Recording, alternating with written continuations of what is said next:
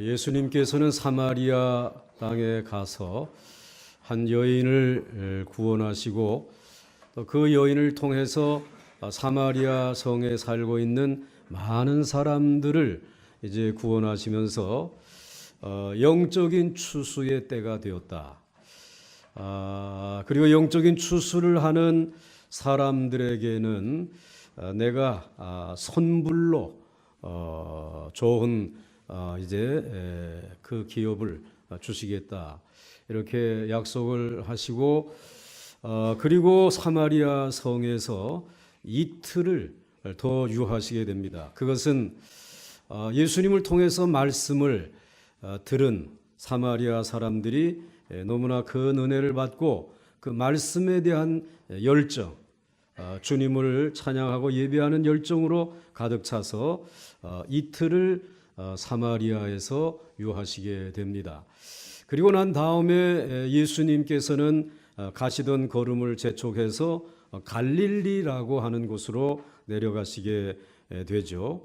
오늘 본문은 그 갈릴리에 내려가셔서 예수님께서 갈릴리에 있는 사람들에게 교훈하신 말씀과 그리고 그곳에서 놀라운 기적을 행하신 이야기를 소개해 주시고 있습니다. 첫째로는 갈릴리 사람들은 예수님이 오셔서 말씀하실 때 별로 열정이 없었습니다. 쉽게 말하면 예수님의 말씀에 그렇게 큰 관심이 없었다라고 하는 말입니다. 그러니까 이제 제가 설교를 시작하면 벌써 눈이 감기는 것과 같은 그런 증세가 그들에게 있었다는 얘기예요. 요한복음 4장 43절서부터 45절까지의 말씀을 보시게 되면 이틀이 지남에 즉 사마리아에서 이틀을 유하시고 지남에 예수께서 거기를 떠나 사마리아를 떠나 갈릴리로 가시며 친히 증언하시기를 선지자가 고향에서는 높임을 받지 못한다 하시고 갈릴리에 이르심에 갈릴리인들이 그를 영접하니 이는 자기들도 명절에 갔다가 예수께서 명절 중 예루살렘에서 하신 모든 일을 보았음이더라 고 말씀하고 있습니다. 이 말씀을 보시면은 44절과 45절은 상반된 말씀입니다. 예수님이 이제 갈릴리로 가시면서 갈릴리는 그 내 고향인데 성경에 보게 되면 선지자가 고향에서는 높임을 받지 못한다 라고 하는 말이 있지 않느냐. 그러니까 이 말은 예수님의 고향이 갈릴리 나사렛이니까 여기에서는 내가 높임을 받지 못한다. 예수님이 말씀을 전해도 이 사람들은 그 말씀을 들으려고 하지 않는다. 뭐 이런 의미가 지금 담겨져 있는 것입니다. 그런데 45절에서는 갈릴리에 이르심에 갈릴리인들이 그를 영접하니 라고 하였습니다. 앞에서는 선지자가 고향에서는 높임을 받지 못한다 말씀을 하시는데 또 그 다음에는 갈릴리 사람들이 예수님을 영접했다라고 말씀을 해주시고 있습니다. 이 말씀의 의미가 무엇일까? 왜 예수님을 이 갈릴리 사람들이 마음이 바뀌어서 영접했을까라고 하는 것입니다. 그 영접한 이유는 예수님이 전하시는 말씀 때문이 아니었습니다. 그 말씀에 도전을 받고 그래서 예수님의 그 말씀하시는 예수님을 환영하고 영접한 것이 아니라 이 갈릴리 사람들이 얼마 전에 유월절이라고 하는 명절을 지내기 위해서 예루살렘에 올라갔습니다. 다 유월절이 되게 되면 보따리를 싸가지고 예루살렘에 올라가서 이제 명절을 보내는데 그 명절을 보낼 때에 예수님께서 행하신 일 때문에 이 갈릴리 사람들이 예수님을 영웅처럼 영접을 하고 환영을 했다라고 하는 것입니다. 오늘 그 예수님께서 예루살렘에서 행한 일이 무엇인가? 45절 하반절 말씀에 보시면은 갈릴리에 이르심에 갈릴리인들이 그를 영접하니 이는 자기들도 명절 유월절에 갔다가 즉 예루살렘에 갔다가 예수께서 명절 중 예루살렘에서 하신 모든 일을 보았다. 예수님이 예루살렘에서 무엇을 하셨느냐? 예루살렘 성전을 한번 뒤집어 놨습니다. 그 장사하는 사람들, 그래서 이제 하나님 아버지의 그 만민이 기도하는 집을, 이것을 강도의 구렬로 만든 이 모습을 보고 예수님께서 완전히 상을 뒤집어 보신 거예요. 그런 책망하시고 그들을 내어 쫓았는데 그것을 갈릴리에서 올라왔던 사람들이 봤단 말이에요. 지금 그 일을 하고 있는 사람이 누군가 그랬더니 우리 같은 고향 사람 그 나사렛 출신 예수가 그 일을 했다라고 하니까 이 갈릴리 사람들이 속이 시원해진 거예요. 왜냐하면 그동안 예루살렘에 있는 유대인들 때문에 굉장한 열등의식이 있었어요. 그 열등의식을 한 번에 뒤집어 보는 거예요. 그래가지고는 이 예수님 때문에 이 갈릴리 사람들이 어깨가 으쓱으쓱해져 가지고, 그리고는 예수님이 갈릴리로 오시니까 예수님의 말씀에 관심이 있는 것이 아니라 예수님이 행하신 그 일에 대해서 아직도 기억하고 있는 이들이 예수님을 영접한 것이에요. 이 사람은 우리에게 있어서 영과 같은 존재다 라고 하면서 마치 정말 어느 국제대회에 나가서 금메달을 딴 선수를 환영하듯이 예수님을 맞이하고 있습니다. 그러나 예수님께서 원하시는 것은 그것이 아니었습니다. 예수님이 전하시는 말씀에 관심을 가져야 되는데 그 예수님이 전하시는 말씀에는 집중하지를 않았다라고 하는 말씀입니다. 아마 여러분들 교회에서 목사님이 어디 다른 데 가서 큰 상을 받거나 또는 총회에 임원이 되거나 그래가지고 오게 되면 교인들이 대대적으로 환영을 할 것입니다. 그러나 이제 우리 예배드리고 자 이제 말씀을 봉독했습니다. 설교하겠습니다. 막상 전하는 그 진정한 말씀에 대해서는 별로 관심이 없다. 조금 전까지가 좋았어요. 어떻게 잘 됐다라고 하는 이야기를 듣는 것까지는 좋은데 말씀을 전하게 되면 그 말씀에 대해서 마음을 닫아버린단 말이죠. 사실은 그 성공적인 어떠한 업적이 중요한 것이 아니라 말씀이 복인 줄 믿으시기 바랍니다. 이들이 그렇게 하는 이유는 자기들은 하나님의 말씀을 잘 알고 있다라고 하는 생각에 사로잡혀 있는 거예요. 이제 선지자의 이야기 다 뻔한 거 아니냐. 그 얘기가 그 얘기다 말이야. 다 알고 있으니까는 별로 예수님의 말씀에 대해서는 관심이 없었습니다. 하나님의 말씀보다는 사람들의 인정과 그리고 눈에 보이는 업적에 더 많은 관심을 이 갈릴리 사람들이 가지고 있었기 때문입니다. 그래서 말씀을 늘 듣는 것이 아닌가? 저거는 우리가 늘 들었던 말씀 아닌가? 이러한 생각을 해버린 것입니다. 그렇습니다. 많은 사람들은 교회 안에서 말씀보다 어떤 이벤트에 집중하는 경향이 있습니다. 그러나 정작 말씀을 들을 때는 쓴 약을 마시는 것보다 더 얼굴을 찡그리기도 합니다. 왜냐하면 이것은 아무것도 아니다라고 하는 뜻입니다. 그러나 사실 우리가 집에서도 잔치만 계속할 수는 없잖아요. 그런데 잔치하게 되면 좋아하는 이들이 있습니다. 어린 아이들. 그럼 덩달아 신바람이 나고 좋습니다. 그런데 그 잔치도 한두 번이지 이게 잦아지게 되면은 아이들의 정서에 별로 도움이 되지 않지 않습니까? 사실은 그 아이들이 부모님의 말씀에 귀를 기울이는 것이 중요하잖아요. 사람은 이렇게 살아야 된다. 또 이러한 가치관을 가지고 자라야 된다. 또 모든 삶의 이제 식사 버릇, 또 예절 교육, 이런 것들이 부모님의 가르침을 통해서 자녀에게 전달되어져서 자녀가 그렇게 성장해야 되는데, 잔치만 아이들이 좋아한다고 계속 하다 보게 되면 이 아이들은 그 부모의 말씀에 귀를 기울이지 아니하는 것 같아요.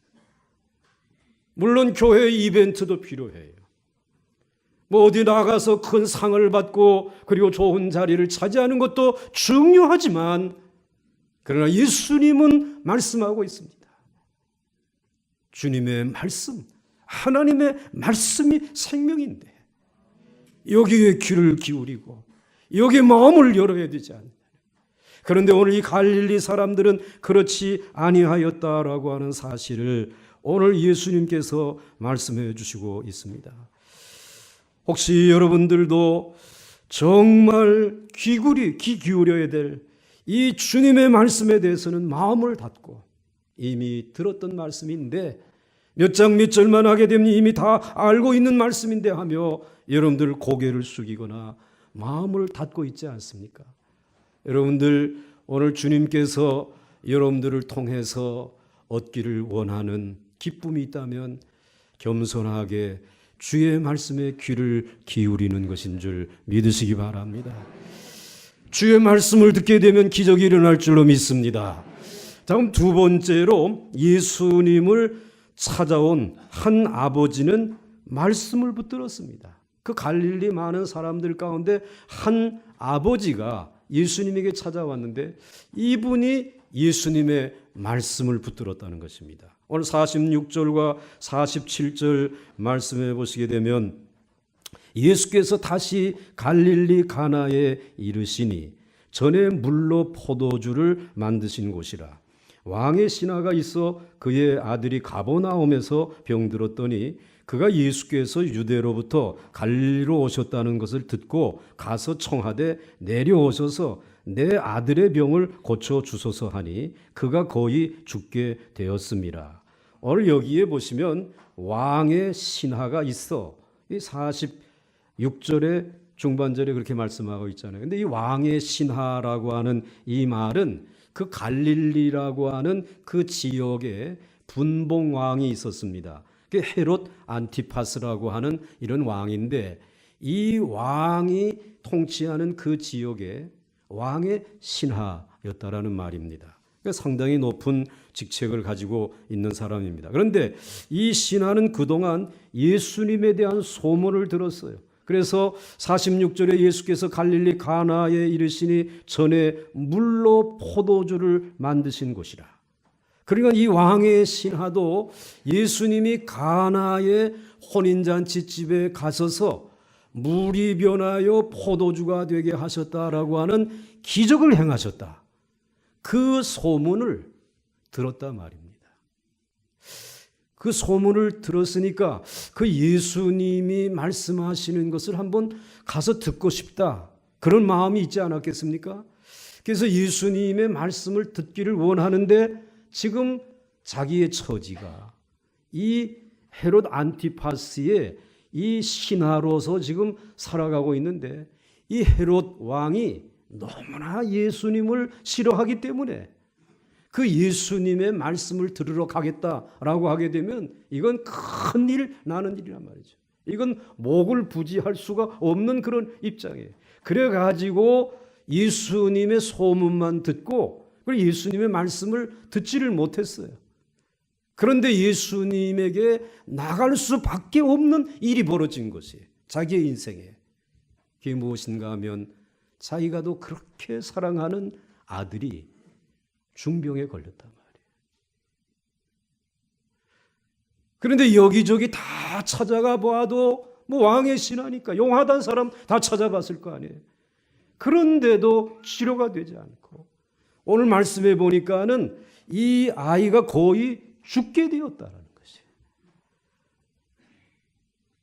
이 죽게 되었다고 하는 이 현실이 도리어 이 신하로 하여금 더 이상 망설이지 아니하게 하고 예수 그리스도에게 나가서 이제 그 말씀을 들을 수 있는 기회가 되었다, 전기가 되었다라는 것입니다. 여러분, 여러분들이 늘 말씀을 이제 들으면서 그 말씀이야 라고 하지만 여러분들의 삶에 이러한 고난이 찾아오게 되면 여러분들 주무시라고 해도 주무시지 않아요. 다들 뭐 이제 이렇게들 관심들을 가지고 말씀에 귀를 기울인단 말이죠. 그리고는 예수님에게 달려가서 좀 오셔서 내 죽어가는 아들을 좀 살려달라고 청했습니다. 여러분, 이것은 대단한 귀한 신앙인 줄 믿으시기 바랍니다. 여러분의 삶에 찾아온 기도의 제목과 시련과 아픔이 있는데도 불구하고 우리 주님에게 나올 마음이 없다, 우리 주님의 이름으로 간구하고 싶은 그와 같은 이 마음이 내게 없다라고 하게 되면 우리의 신앙은 병든 것입니다. 그러나 그와 같은 어려움이 있을 때에 주님을 향하여 나가고 예배의 자리로 나가고 말씀에 귀를 기울이는 것은 우리 주님이 기뻐하시는 신앙인 줄 믿으시기 바랍니다. 그런데 예수님은 이 가버나움의 왕의 신하의 말을 들어주시기 전에 먼저 갈릴리 사람들의 이 말씀에 대한 잘못된 태도를 책망하십니다. 48절 말씀에 예수께서 이르시되 너희는 표적과 기사를 보지 못하면 도무지 믿지 아니하리라. 이 갈릴리 사람들, 이 정말 뭔가 눈에 보이는 표적과 기사가 있어야지만 말씀에 귀를 기울이고 그리고 이제는 그 말씀을 믿으려고 한다는 이런 태도가 있다라고 하는 것입니다. 원래 표적과 기사라고 하는 것은 하나님의 말씀에 이 신빙성을 더하기 위하여 하나님께서 주신 하나의 도움으로 주신 선물인 줄 믿으시기 바랍니다. 그게 주님이 주시기를 원하는 정말 귀한 이제 골자, 본질 아니라는 것이에요. 그러나 갈릴리 사람들이 원하는 것은 하나님의 말씀 자체가 아니고 오직 나타난 결과, 그 표적, 그것이었습니다. 예수님은 이들의 잘못된 태도를 책망하셨습니다. 어느 것이 먼저입니까? 하나님의 말씀이 먼저라고 생각하십니까? 아니면 나타난 결과가 먼저라고 생각하십니까? 여러분도 대답 안 하시잖아요. 하나님의 말씀이 먼저란 말이에요. 얼마 전 사마리아 사람들은 아무런 표적이나 기적을 보지 못했어요. 오직 예수님의 말씀만 듣고, 그리고는 저들이 예수님에게 나와서 예수님을 이틀 동안이나 이제 머물게 하시면서 그 말씀에 귀를 기울였던 사람들이 사마리아 사람들이었어요. 그런데 이 갈릴리 사람들은 그렇지 아니하였다라는 것입니다.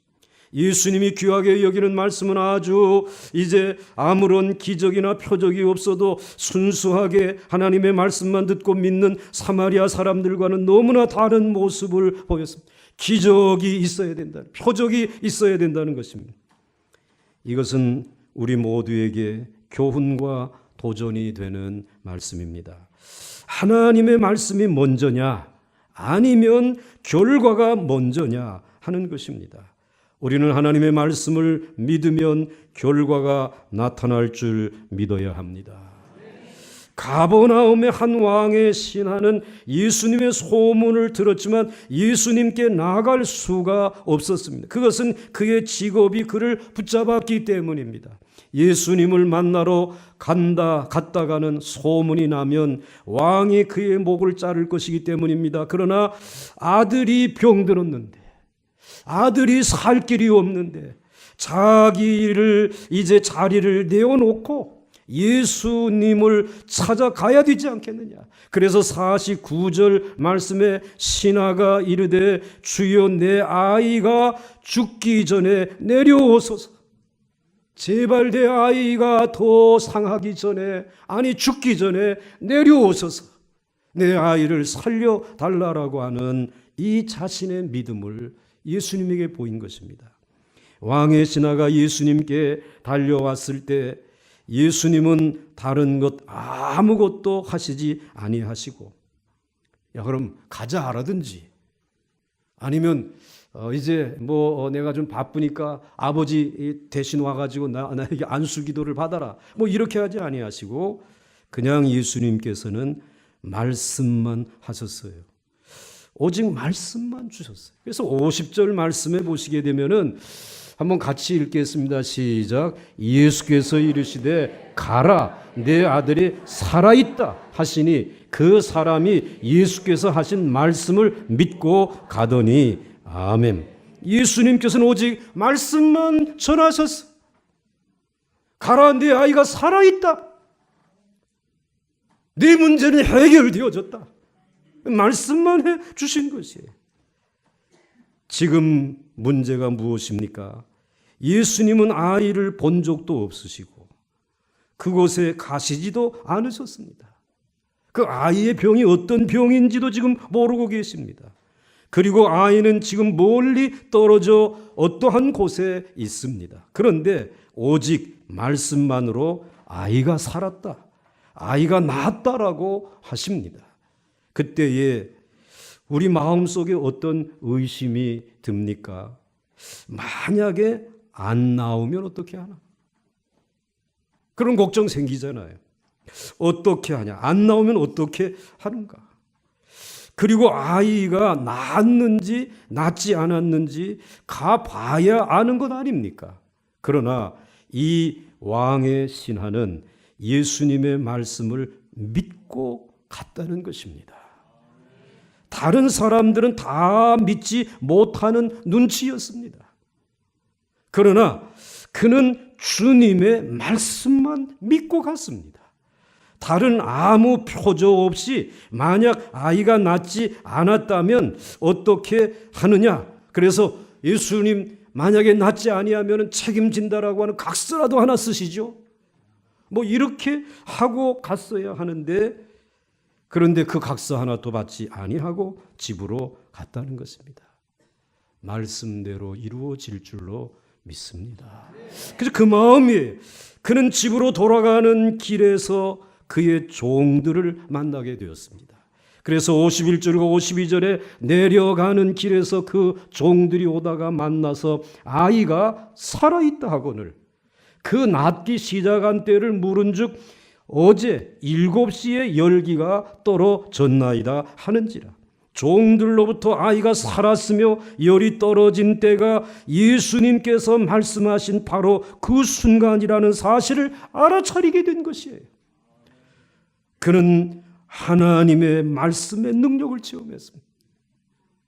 예수 그리스도의 말씀의 능력을 체험한 것입니다. 그리고 어떻게 했습니까? 53절 말씀에 한번 같이 읽겠습니다. 시작. 그의 아버지가 예수께서 내 아들이 살아있다 말씀하신 그때인 줄 알고 자기와 그 온 집안이 다 믿으니라. 아멘. 그냥 자기만 믿은 것이 아니라 자기의 온 가족들 집안이 다 믿고, 그리고는 자기의 종들 하인들까지 그 집에 머무는 사람들이 다 예수를 믿었다는 거예요. 예수는 세상의 구주이시다 말이지. 이 믿음을 가지게 되었다는 것입니다. 예수께서 하신 말씀은 단순히 아이가 살아있으니까 걱정하지 말라는 위로 차원의 말씀이 아니었습니다. 그 말씀은 지금 죽어가는 아이를 살리는 능력의 말씀이었다는 것입니다. 그 말씀은 아무 증표 없어도 멀리 떨어진 아이에게 즉각적으로 능력을 나타내는 살아있는 말씀이었다는 말이죠.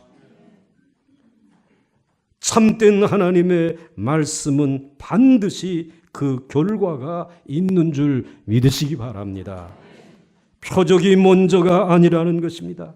하나님의 말씀이 먼저요, 주님의 입에서 떨어지는 말씀이 먼저라고 하는 것입니다. 오늘 우리가 듣고 있는 하나님의 말씀은 단순히 우리를 위로하는 말씀이 아닙니다. 이 말씀은 우리를 살리는 생명의 말씀인 줄 믿으시기 바랍니다. 그리고 이 말씀은 우리를 치료하시는 치료의 말씀인 줄 믿으시기 바랍니다. 그리고 시간과 공간을 뛰어넘어서 능력을 나타내시는 이 시대에 하나님의 살아있는 손길이요 말씀인 줄 믿으시기 바랍니다. 여러분, 혹시가 아닙니다. 반드시입니다. 하나님의 말씀은 혹시가 아니라 반드시 성취되어지는 줄 믿으시기 바랍니다. 주님이 말씀하시면 그것을 전부 다 믿으시기 바랍니다. 그러면 다른 것은 뒤에 따라서 이루어지게 될 줄 믿으시기 바랍니다. 그러므로 우리는 이제 병에 걸리거나 또는 인생의 삶의 실패와 좌절을 경험하면서 여러 가지 어려움에 사로잡힌 것을 반드시 불행한 일이다라고 단정해서는 안 된다는 말입니다. 이 불행 때문에 살아있는 주님의 말씀을 듣게 될 줄 믿습니다. 이 마음을 가져야 된다는 것이. 그러므로 오늘 여러분들 오늘 이 자리에 참석할 때 오늘 이 아이의 아버지와 같은 마음을 가지고 오늘 예배에 참석하셨을 때에 여러분은 지금 불행 중에 있고 염려 중에 있고 근심 중에 있다라고 할지라도 그 염려와 근심 때문에 걱정하지 마시고 이번 기회를 통하여 살아계신 하나님의 말씀을 듣게 될 줄 믿습니다. 내 삶의 새로운 영적인 문이 열려질 줄로 믿습니다. 도리어 감사할 수 있어야 된다는 것입니다. 이런 어려움들이 우리의 교만을 꺾게 하고 우리의 차갑게 식어진 신앙을 뜨겁게 변화시키고 그리고 이제는 적극적으로 말씀대로 이루어질 줄 믿으면서 내게 능력 주시는 자 안에서 모든 것을 할 수 있는 줄로 믿습니다. 새로운 사람으로 바뀌어지는 것입니다. 이제 마지막으로 갈릴리 사람들은 하나님의 말씀에 대한 태도가 잘못되어져 있었습니다. 그러나 그 갈릴리 사람 가운데 한 아버지는 하나님의 말씀을 잘 붙들고 아주 끝까지 붙들고 마침내 놀라운 표적과 기적의 선물까지 덤으로 받았습니다. 이제 마지막으로 이것은 예수님이 행하신 두 번째 표적이었고 그리고 이 진리는 모든 사람을 위한 진리라는 것입니다. 그래서 오늘 50절, 54절 말씀을 보시게 되면 이것은 예수께서 유대에서 갈릴리로 오신 후에 행하신 몇 번째 표적이라. 졸고 있는 분들은 몰라가지고 세네 번째 뭐 이렇게 몇 번째 표적이라 두 번째 표적. 자 그런데 여러분 이 왕의 신하의 아들을 고쳐주신 표적이 두 번째 표적이라고 하였는데 갈릴리에서 행하신 첫 번째 표적은 무엇이었습니까? 가나 혼인잔치집에서 예수님께서 물로 포도주를 만드신 표적이 첫 번째 표적이에요. 자, 그런데 이 첫 번째 표적은 혼인잔치라고 하는 아주 기쁨이 가득 찬 그 기쁨 속에서 행하신 표적입니다. 그렇잖아요? 이 혼인잔치 너무 기쁜 자리에서 행하신 표적이에요. 그런데 두 번째 표적은 사랑하는 아들이 죽어가는 슬픔 속에서 행하신 표적이라는 것이. 무엇 속에서? 슬픔과 절망 속에서 행하신 표적이라는 거예요.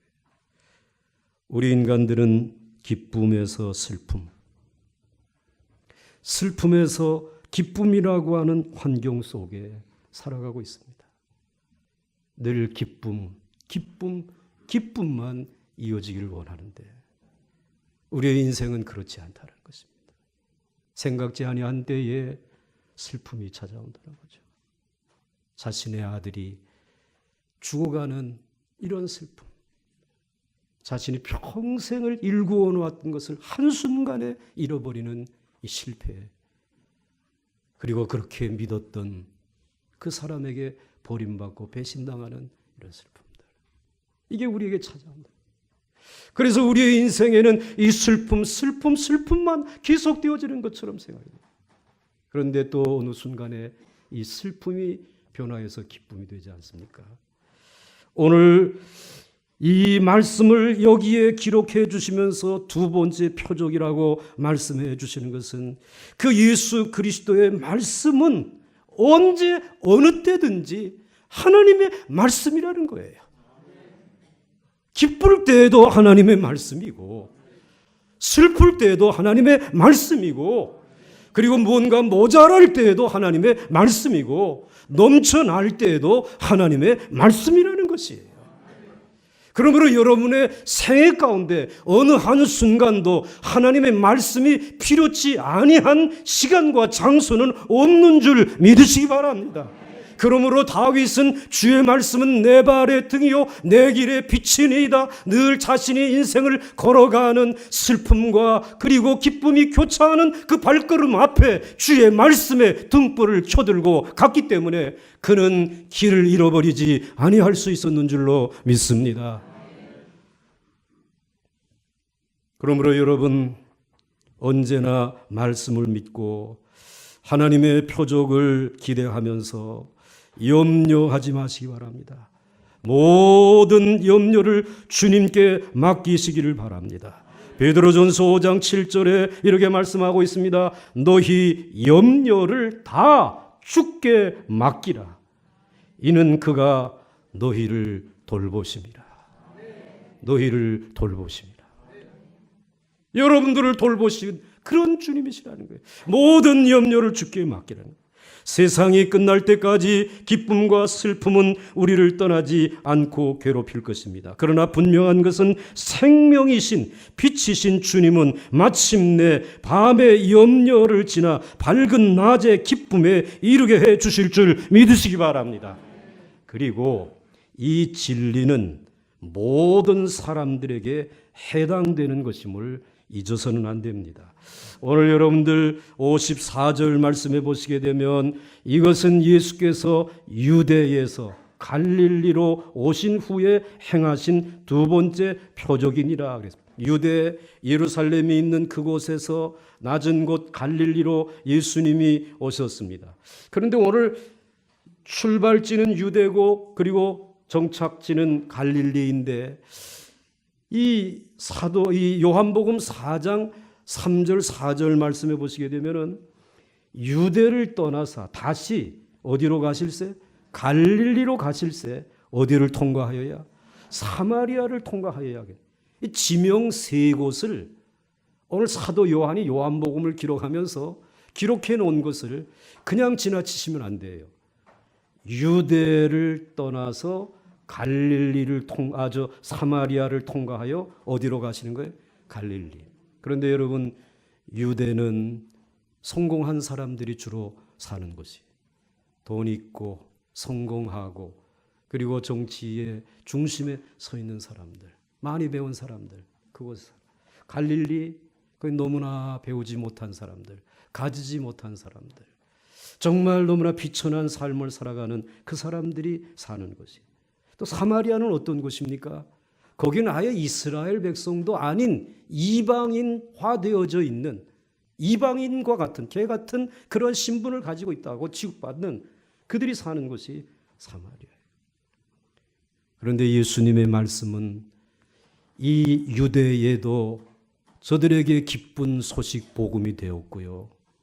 그리고 사마리아에서도 예수님의 말씀은 생명을 살리는 축복의 복음의 말씀이 되었고요. 그리고 갈릴리에서도 죽어가는 생명을 살리는 생명의 말씀, 복음이 되었다는 말. 이 말은 다른 말로 말하게 되면 복음은 온 세상 사람들에게 필요하다는 말씀이에요. 모든 사람에게 필요하다는 말씀이에요. 오늘 교회에 처음 나온 분들이 혹시 계십니까? 오늘 여러분에게도 필요한 것은 우리 주 예수 그리스도의 이름과 그분의 입에서 선포되어지는 복음의 말씀인 줄 믿으시기 바랍니다. 예수 없이는 한순간도 살아갈 수 없어요. 그래서 예수 그리스도를 가리켜서 사도 요한은 세상의 빛이시라고 말씀했습니다. 예수 그리스도는 세상 죄를 지고 가는 하나님의 어린 양이라고 말씀했습니다. 예수 그리스도는 세상의 구주시라고 말씀해 주시고 있습니다. 오늘 이 시간 예배에 참여한 여러분의 구주는 이 세상에 있는 어떤 스승이 아니라 어떤 성공한 사람이 아니라 바로 우리 주 예수 그리스도, 여러분을 위하여 생명을 내어놓고 죽기까지 자기 자신을 희생해서 여러분을 살리시는 우리 주 예수 그리스도만이 생명의 구주이신 줄 믿으시길 바랍니다. 말씀을 들어야 한다는 거죠. 태초에 말씀이 계시니라.